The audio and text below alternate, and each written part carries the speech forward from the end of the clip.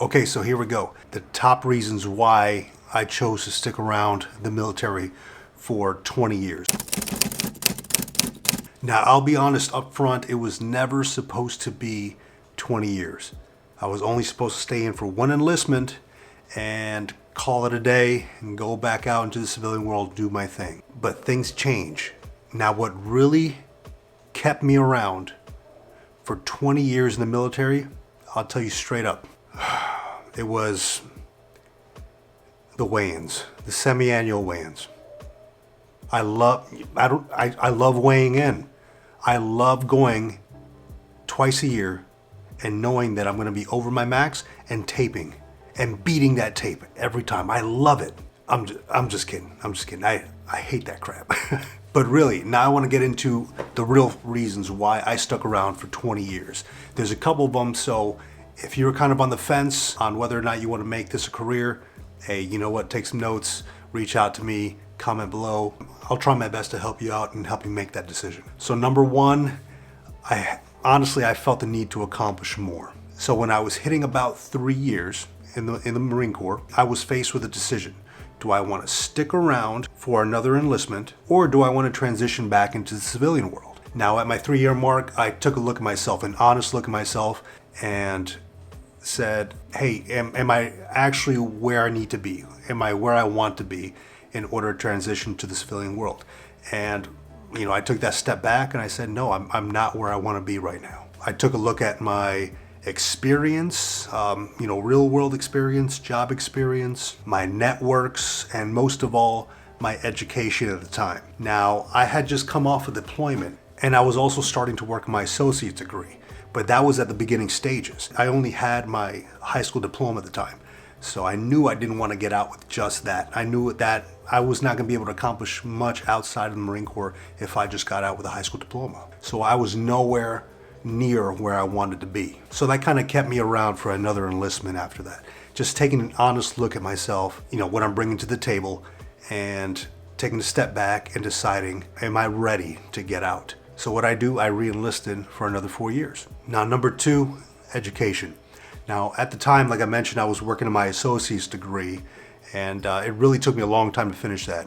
Probably into my second enlistment, right around 5 or 6 years or so. Mainly because I wasn't focused on it. I was too busy, partying it up and hanging out with friends to really focus on the priority at the time, which was, hurry up and finish my education. By the time I finished my associates, I kind of rolled into my bachelor's degree. I actually focused on that one a little bit more. I made a promise to myself that I wouldn't leave the military without a bachelor's degree, because that way I would be able to get out of the Marine Corps if I wanted to and put my best foot forward in the civilian world. Now, as I moved up in rank, I continued getting more education, more PME, more qualifications.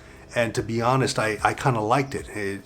I saw it as a way to get free additional training paid for by the military, by the U.S. Marine Corps, by the government. So in reality, I just kept a positive attitude about it, and I just kept pursuing more educational avenues. Next one up, leadership. Now, I've heard some horror stories from friends of mine, folks I know, and I've even seen some crazy videos on YouTube about some leadership. Questionable leadership. Now, I'm not sure if I've just had luck or what, but throughout my entire career, I have had some pretty solid leadership. From the time I was a junior enlisted service member all the way till now as a military officer, all my leaders have been firm but fair. Now, I think I attribute that to the open communication I've had with my leaders, and I make sure I do the same thing with my junior Marines. Now, leadership can vary from unit to unit, from person to person, and everyone's got their own opinions on it. And I'm not here to give you my opinion on good leadership, bad leadership.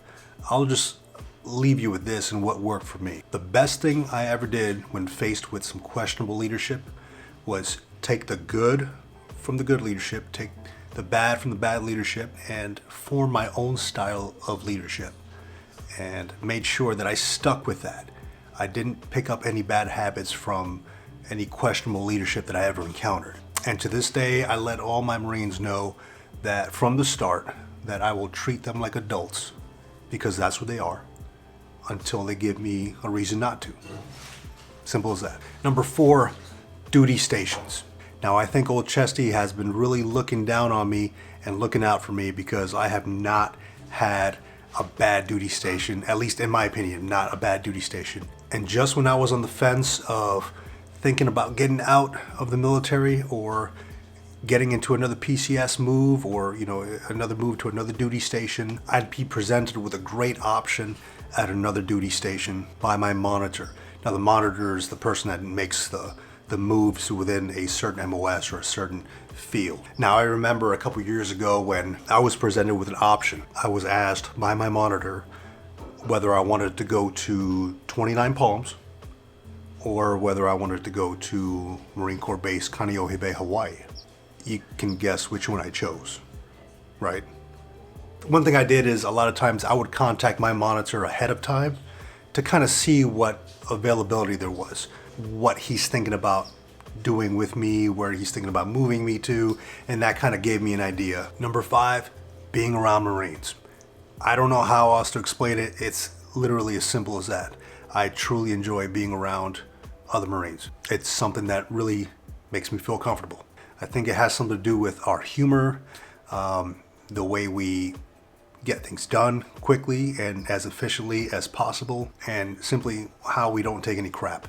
Like things I would laugh at with my fellow Marines, if I brought it up to my civilian friends, they would just look at me like I'm strange, right? So it is, a whole different mindset. It's where I feel comfortable. And of course, I've been doing it for almost 20 years now, so it is where I feel comfortable most times. Well, even now as a more senior military officer, I make it a part of my day, a part of my morning to go around and do my rounds, is what I call it. Just going around, seeing how Marines are doing, seeing, after a Monday or after a long weekend, or on a Monday, going around, seeing how they're doing, seeing what they did on the weekend, what kind of plans they have coming up for leave, just kind of asking questions, getting involved, not trying to be nosy, just genuinely care about what folks are doing. Number 6, the 6th thing that I thought about when making my decision on making the military a 20-year career was looking ahead at retirement. Now, as time went on, I hit my 10-year mark in the Marine Corps, and that's kind of like the deciding factor. You're halfway there. Do I continue going, or do I call it quits now? Now, around the 9 to 10-year mark, I had my bachelor's degree. I had a family. I was promoted to staff sergeant. So, things were going well for me, and I genuinely enjoyed my job. So what did I do? I went ahead and I applied for the Warrant Officer program. An opportunity came up. There was openings. 18 folks applied. 3 were selected. I was one of the 3 that was selected. And thank goodness, because a lot of the other folks that applied were amazing, had incredible careers and a lot of knowledge. I went through TBS, did my thing. And after that, it was kind of like, hey, I probably should stick it out for the rest of the time here, because, I've made it this far and I'm just going to continue progressing after this. That really helped in making my decision to sticking around for 20 years. Now the next one, the 19-year decision. Why did I choose to retire at 20 years? Mainly because I had my bachelor's degree already, like I promised myself I would have before I got out. Started working on my master's. I've got a good amount of certifications and qualifications already. Got clearances, and I think I'm pretty well set up for a transition to the civilian world. And on top of that, I wanted to make sure that I was young enough to do something else. That's mainly why I chose to, apply for retirement at my 20-year mark and not, 30 years. I could have probably kept going until, 28, 30 years, but, I wanted to try something new. And the last thing that I thought about when thinking about making this a 20-year career was all the benefits that you get while being active duty.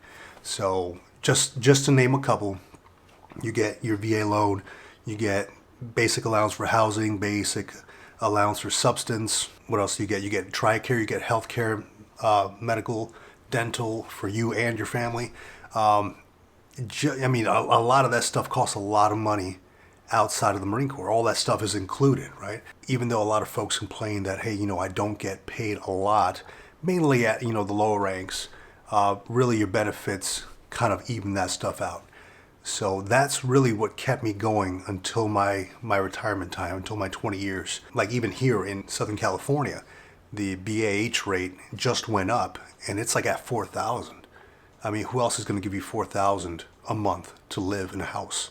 that covers everything. That covers all my stuff. So I hope that kind of explains a few reasons why I stuck around to 20 years in the military. Personally, I love the fact that I made this career. I mean, right when I'm at my 19-year mark, I'm already looking ahead.